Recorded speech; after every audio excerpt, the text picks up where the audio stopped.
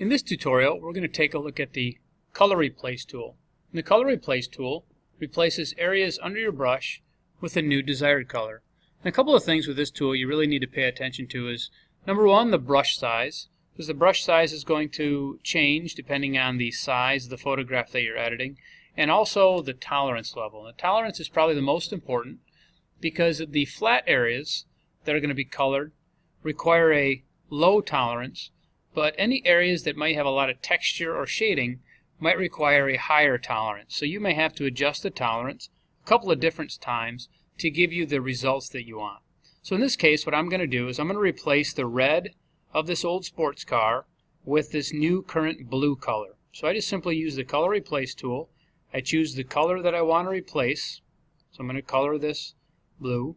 And wherever I click, and I'm going to click and drag and hold it down, it's going to know the color underneath my brush, and it's automatically going to replace it with the current color palette. So I'm just simply going to click and drag, and it only replaces the red. So that's where I first clicked, so it knows that that is going to be the red area. So it's not going to color the black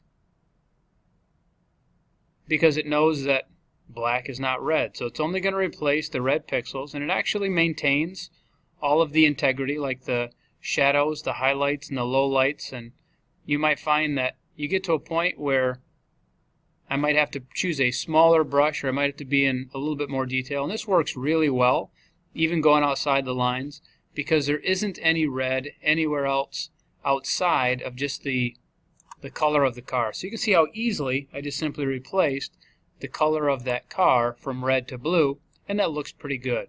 Again, this worked really well because the car was the only thing that was red inside of this photograph. Well, let's going to go ahead and take a look at the flower image that you guys are used to.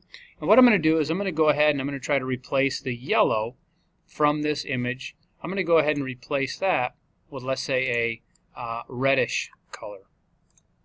So here I'm going to have to be a little bit more careful because there's yellows down here on the inside. There's going to be some yellows out here as well. And there's actually some yellows that are part of the orange butterfly. So when I click and drag, I'm going to have to be a little bit more careful, not on the outside edges of that flower, but as I get closer to the middle, you'll notice that if I get a little bit too deep, it's actually going to replace the colors on the inside as well, because those have yellow in it.